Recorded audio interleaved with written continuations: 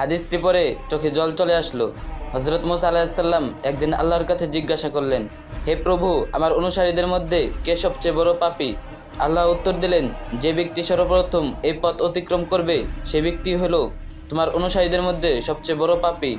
আল্লাহর কথা অনুযায়ী হযরত মুসা আলাইহিস সালাম বসে দেখছেন। কিছুক্ষণ পর দেখলেন এক ব্যক্তি ছোট একটি ছেলেকে কোলে করে পথ অতিক্রম করছে। হযরত মুসা আলাইহিস সালাম বুঝে ফেললেন এই সেই বড় পাপী। হযরত মুসা আলাইহিস সালাম আল্লাহকে বলছেন, হে প্রভু, এখন আমাকে সবচেয়ে নেকি মানুষটিকে দেখান। আল্লাহ উত্তরে বলল, সূর্য ডোবার সাথে সাথে যে লোকটি তোমার পূর্বস্থান দিয়ে চলে যাবে সেই হলো সবচেয়ে নেকিবান। হযরত মুসা আলাইহিস সালাম সূর্য ডোবার বেশ আগে থেকে বসে রইলেন।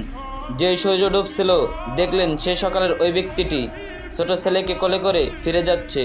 মুসা আলাইহিস সালাম হতভম্ব হয়ে আল্লাহকে জিজ্ঞাসা করলেন, হে প্রভু, একই ব্যক্তি মহাপাপী, আবার একই ব্যক্তি নেকিবান। আল্লাহ উত্তরে বলেন, হে মুসা, সকালে যখন এই ব্যক্তি ছেলেটিকে সাথে নিয়ে তোমাকে অতিক্রম করে জঙ্গলে প্রবেশ করলো তখন কোলের ছেলেটি বাবাকে প্রশ্ন করেছিল, বাবা, এই জঙ্গল কত বড়? বাবা উত্তরে বলেছিল, অনেক বড়। ছেলে আবার প্রশ্ন করলো, বাবা, জঙ্গল থেকে কি কোনো বড় কিছু আছে? তখন বাবা বলেছিল, হ্যাঁ বাবা, ওই পাহাড়গুলো জঙ্গল থেকে বড়। ছেলে পুনরায় প্রশ্ন করলো, পাহাড় থেকে কি বড় কিছু আছে? বাবা বলল, আছে, এই আকাশ। ছেলে আবার প্রশ্ন করলো, আকাশ থেকে বড় কিছু কি আছে?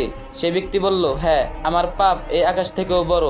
ছেলে বাবার উত্তরে শুনে বলল, বাবা, তোমার পাপ থেকে কি বড় কিছু নেই? তখন বাবাটি চিৎকার দিয়ে ছেলেটিকে জড়িয়ে ধরে কাঁদতে কাঁদতে বলল, আমার পাপ থেকেও অনেক অনেক বড় আমাদের আল্লাহর রহমত। হে মুসা, এই ব্যক্তির পাপের অনুভূতি ও অনুশোচনা আমার এতই পছন্দ হয়েছে যে সবচেয়ে পাপী ব্যক্তিকে সবচেয়ে নেকিবান বানিয়ে দিয়েছি। মনে রেখো, আমার শাস্তির হাত থেকে ক্ষমার হাত বহুত গুণ বড়। হে আল্লাহ, আপনি আমাদের সকলকে পিছনের গুনাহসমূহ ক্ষমা করে সামনের দিনগুলোকে তৌফিক দান করুন। আমিন।